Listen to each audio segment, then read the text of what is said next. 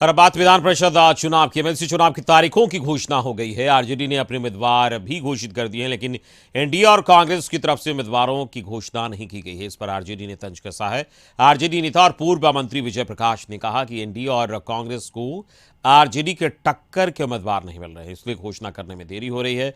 इस पर कांग्रेस के कार्यकारी अध्यक्ष समीर सिंह ने पलटवार करते हुए कहा कि एक सप्ताह के अंदर उम्मीदवारों के नामों का ऐलान कर दिया जाएगा। आरजेडी पर पलटवार करते हुए उन्होंने कहा कि उनके नेता बेफजूल का बयान देते रहते हैं। हमारे पास भी दमदार उम्मीदवार है जो जीत सुनिश्चित करेंगे। तो वहीं जेडीयू ने भी आरजेडी पर पलटवार किया। जेडीयू नेता नीरज कुमार ने कहा कि आरजेडी ने पैसे लेकर उम्मीदवारों की घोषणा की है और पैसा देने वाले उम्मीदवारों को आरजेडी ने टिकट दिया और कांग्रेस को छोड़ दिया, जबकि एनडीए में सभी घटक दलों के साथ मिलकर इस विषय पर फैसला लिया गया।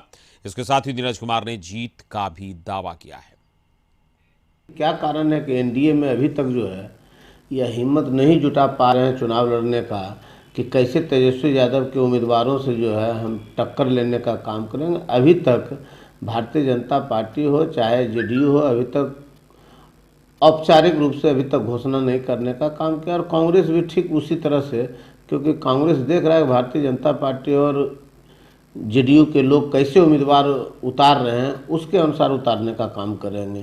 राष्ट्रीय जनता दल में बहुत सारे ऐसे लोग हैं जो अनाप शनाप बकते रहते हैं, तो सभी की प्रतिक्रिया देना उचित नहीं है। कांग्रेस पार्टी में उम्मीदवारों की भीड़ है और हम लोग अभी तय नहीं कर पाए हैं कि किसको किस सीट से लड़ाया जाए।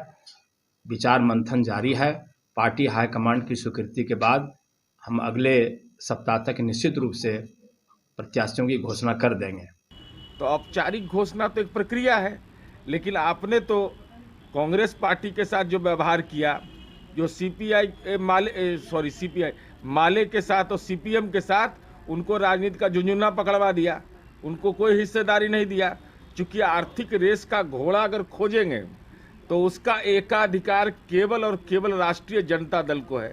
चूंकि आपको तो बहुत सारा काम रहता है, जमीन में लिखवा लेना, बहुत तरह का कारोबार लगा रहता है, और राष्ट्रीय जनता दल निकाय चुनाव में आर्थिक रेस का आप घोड़ा खोज सकते हैं।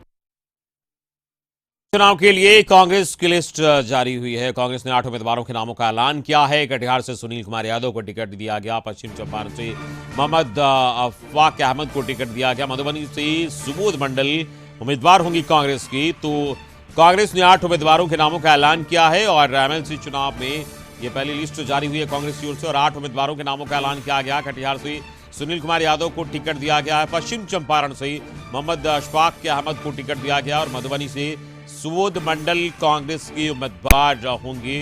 तो मधुबनी से सुबोध मंडल होंगे उम्मीदवार और पहली लिस्ट कांग्रेस की ओर से जारी की गई है। औपचारिक तौर पर 8 नामों का ऐलान किया गया है और कटिहार से सुनील कुमार यादव को टिकट दिया गया है। पश्चिम चंपारण से मोहम्मद अशफाक अहमद को टिकट दिया कांग्रेस ने और मधुबनी से सुबोध मंडल कांग्रेस के उम्मीदवार बनाए गए हैं।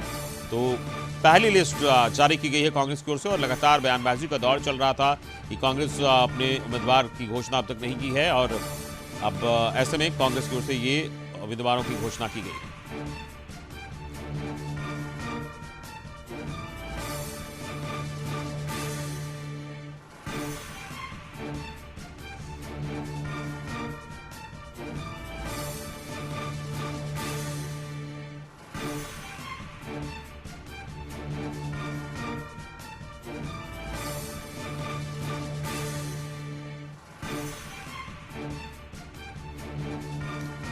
और संवाददाता केशव फोन लाइन पर इस वक्त हमारे साथ जुड़े हैं। केशव, लगातार राजनीतिक गलियारे में आरोप प्रत्यारोप का दौर भी चल रहा था कि कांग्रेस अपने उम्मीदवारों की लिस्ट जारी अब तक नहीं कर रही और ऐसे में कांग्रेस ने पहली लिस्ट जारी की है।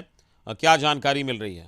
जी अमित, देखिए जिस तरह से एमएलसी चुनाव में राजद और कांग्रेस का बिहार में गठबंधन नहीं हुआ, उसके बाद आज कांग्रेस ने अपनी एमएलसी सीट पर पहली सूची जारी कर दिया। 8 प्रत्याशियों का नाम का घोषणा किया है कांग्रेस ने। कटिहार, वेस्ट चंपारण, मधुबनी, बेगूसराय, खगड़िया, सीतामढ़ी, सिवान, मुजफ्फरपुर और सारण, इन 8 सीटों पर जो कांग्रेस के प्रत्याशी है उनके नामों का घोषणा कर दिया है कांग्रेस ने। तो साफ तौर से जिस तरह से आरजेडी और कांग्रेस के बिहार में गठबंधन नहीं हुआ है चुनाव में और आरजेडी और कांग्रेस अलग अलग चुनाव लड़ रही है, ऐसे में कांग्रेस का जो ये 8 प्रत्याशी की जो सूची है वो काफी मायने रख रहा है। इसमें जो प्रत्याशी है, कटिहार से सुनील कुमार यादव, वेस्ट चंपारण से अफसाफ अहमद, मधुबनी से सुबोध मंडल, बेगूसराय खगड़िया से राजेश कुमार, सीतामढ़ी शिवहर से नूरी बेगम, सीवान से अशोक कुमार सिंह, मुजफ्फरपुर से अजय कुमार यादव, सारण से सुशांत कुमार सिंह। तो ये 8 प्रत्याशी हैं कांग्रेस की तरफ से जो बनाए गए हैं। तो पहले सूची कांग्रेस की तरफ से जारी कर दिया गया, बाकी सीटों पर भी बहुत जल्द कांग्रेस अपने प्रत्याशियों का सूची जारी करेगा। चलिए, इस पूरी जानकारी के लिए बहुत बहुत शुक्रिया केशव आपका। केशव हमारे संवाददाता बता रहे थे कांग्रेस ने पहली लिस्ट जारी की और 8 उम्मीदवारों के नाम का ऐलान किया है, जिसमें कटिहार, पश्चिमी चंपारण, सीतामढ़ी, शिवहर, मुजफ्फरपुर और बेगूसराय खगड़िया में उम्मीदवारों के नामों का ऐलान आज किया गया है। ये पहली लिस्ट जारी हुई है। मधुबनी से सुबोध मंडल उम्मीदवार बनाए गए हैं कांग्रेस के।